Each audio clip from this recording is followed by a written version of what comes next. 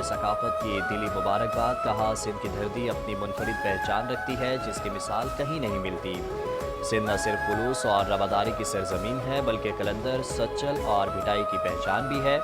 आज ज़बान और धरती से मोहब्बत करने वालों के लिए हकीकी खुशी और जश्न का दिन है। अजरक और टोपी महज रंग नहीं बल्कि सिंध की शान और ताज है। अगर पाकिस्तान एटमी ताकत ना होता तो मई की जंग में हालात मुख्तलिफ होते। एटमी ताकत की बदौलत पाकिस्तान को मार के हक में कामयाबी मिली।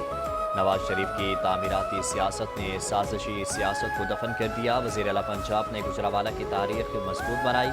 मास ट्रांजिट सिस्टम से गुजरावाला की तकदीर बदलेगी। वज़ीर आज़म शहबाज शरीफ का गुजरावाला में तकरीब से खिताब। कहा कोई चाहे भी तो मरीम नवाज़ की खिदमत को छुपा नहीं सकता। मुखालिफिन को भी इकरार करना पड़ेगा क्योंकि हकीकत छुपती नहीं। मरीम नवाज़ मेहनत, अमानत और दियानत से खिदमत कर रही हैं।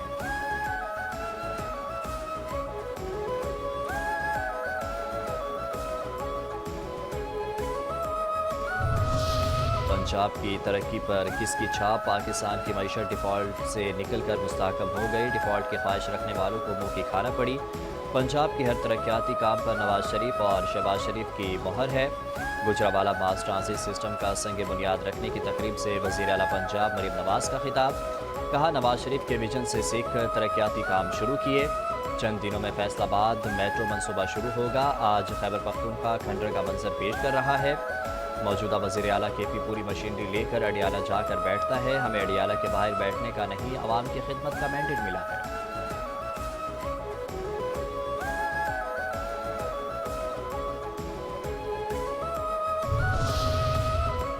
नदीम अफजल चंद की दुहाइयाँ। पीपल्स पार्टी रहनुमा नदीम अफजल चंद कहते हैं जब तक पंजाब में अदल नहीं होगा मसाइल हल नहीं हो सकते।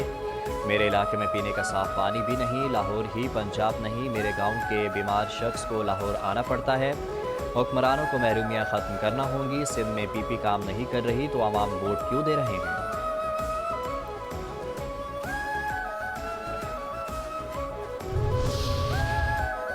ओमान रॉयल नेवी का फ्लोटीला बहरी मश्क में शिरकत के लिए कराची पहुंच गया। ISPR के मुताबिक मश्क का मकसद पाकिस्तान और ओमान के दरमियान मैरीटाइम सिक्योरिटी ताउन को मजबूत बनाना और दोनों ममालिक के देरीना दोस्ताना ताल्लुकात को गहरा करना था। ISPR के मुताबिक इस मश्क ने बाहमी सीखने, मुश्तरका कारकर्दगी को बढ़ाने के लिए प्लेटफॉर्म फराहम किया। पाक नेवी और ओमान की रॉयल नेवी 1980 से बाकायदगी के साथ मशकें कर रही है।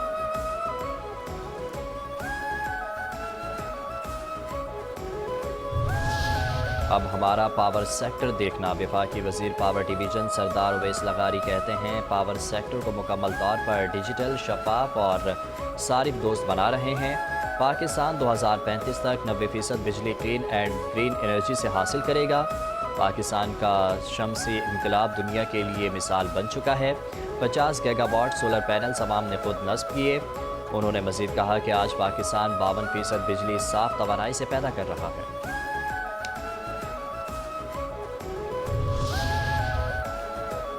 ऑयल मार्केटिंग कंपनियों, OMCs और डीलर्स का मुनाफा बढ़ाने की समरी इक़्तिसादी राबता कमेटी ECC को अरसाल कर दी गई। ज़राए के मुताबिक ECC ऑयल मार्केटिंग कंपनियों और डीलर्स के मुनाफे से मुतालिक फैसला करेगी। OMCs और डीलर्स के मुनाफे पर पेट्रोल और डीजल ₹2.40 फी लीटर तक महंगा होने का इम्कान। दुरुस्त अपोजिशन। अफगान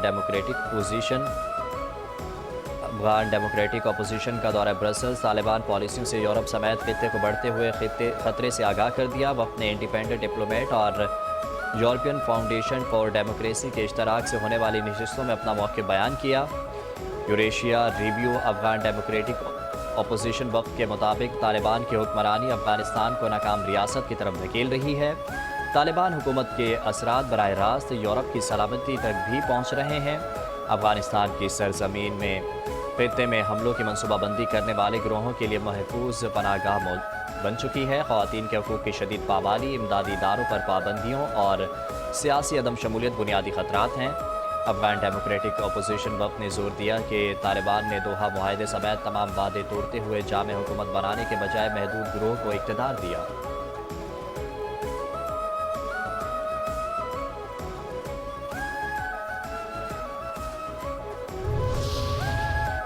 بین الاقوامی ماہرین نے کھولا مودی کے ڈھول کا پول۔ اقوام متحدہ کے ماہرین کا مقبوضہ کشمیر میں بھارت کی سفاکیت اور سنگین انسانی حقوق کی خلاف ورزیوں کا پردہ چاک۔ قابض مودی سمیت تمام بھارتی حکومتوں کے سفاکانہ دور مقبوضہ کی وادی کے لیے سیاہ باب رہے۔ جابر مودی کی مقبوضہ وادی میں انسانی حقوق کی سنگین خلاف ورزیوں پر اقوام متحدہ کے ماہرین بھی بول اٹھے۔ ماہرین کے مطابق پہلگام حملے کے بعد بھارتی حکام کی جموں کشمیر میں کی جانے والی انسانی حقوق کی خلاف ورزیوں پر شدید خدشات ہیں۔ بھارت کو سیکیورٹی خدشات کے باوجود بین الاقوامی انسانی حقوق کے قوانین کی پابندی کرنا ہوگی۔ بھارتی انتہا پسند کارروائیوں میں صحافی اور انسانی حقوق کے محافظ سمیت تقریباً 2800 افراد کو گرفتار اور حراست میں لیا گیا۔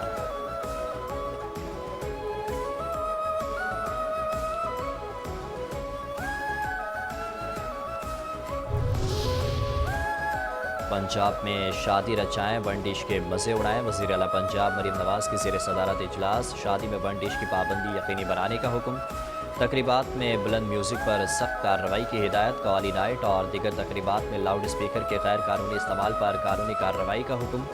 فارم ہاؤس اور گراؤنڈز بھی لاؤڈ اسپیکر کے غیر قانونی استعمال پر پابندی کے لیے اقدامات کی ہدایت۔ فارم ہاؤس اور گراؤنڈز میں بھی تقریبات میں ون ڈش پابندی یقینی بنانے کا اصولی فیصلہ۔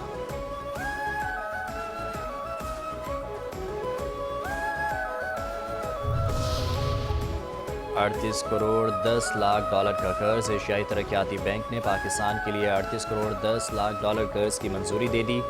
اعلامیے کے مطابق قرض کی رقم پنجاب میں زراعت، تعلیم اور صحت کی سہولیات پر خرچ کی جائیں گی۔ رقم میں سے 12 کروڑ ڈالر کا رعایتی قرضہ ہوگا۔ مجموعی رقم میں 40 لاکھ ڈالر کی امداد شامل ہوگی۔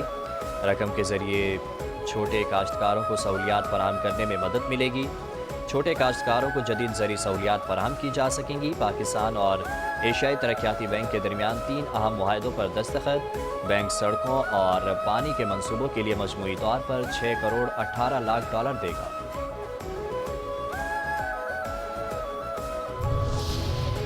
ایک اور گھریلو ملازم مالکان کو چونا لگا کر فرار۔ کراچی کے علاقے ڈیفنس خیابان مجاہد میں تاجر کے گھر 5 کروڑ روپے سے زائد کی ڈکیتی۔ مقدمہ درخشہ تھانے میں درج۔ ایف آئی آر کے متن کے مطابق ڈکیتی 2 روز قبل بلال اور اس کے ساتھیوں کی جانب سے کی گئی۔ تاجر اپنے گھر سے والدہ کے ہمراہ نکلا۔ گھر پر نانی موجود تھی۔ کچھ دیر بعد نانی کا فون آیا کہ واردات ہو گئی۔ ملازم نے 2 ساتھیوں سمیت چھری اور اسلحے کے زور پر نانی کو یرغمال بنا کر ڈکیتی کی۔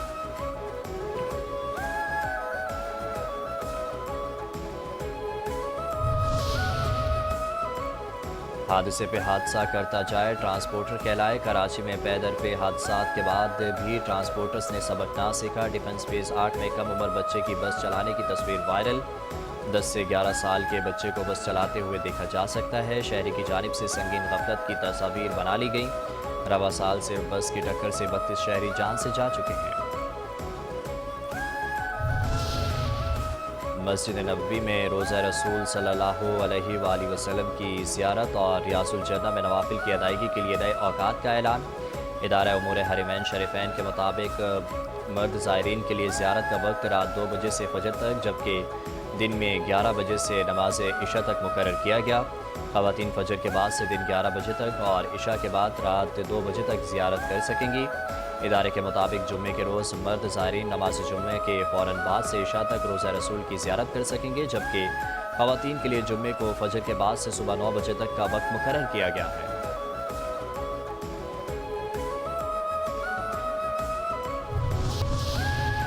اور ہوشیار خبردار، سردی بڑھنے والی ہے۔ محکمہ موسمیات نے پیش گوئی کی ہے کہ شہر کراچی میں 8 دسمبر سے قدر سے سرد ہوائیں چلنے کے نتیجے میں خنکی بڑھ سکتی ہے۔ ملک کے شمالی علاقوں اور بلوچستان پر اثر انداز ہونے والے مغربی سلسلے کے سبب منگل سے منگل شہر کے درجہ حرارت میں دوبارہ 1 تا 2 ڈگری کمی متوقع ہے، جس کی وجہ سے موسم خنک ہو سکتا ہے۔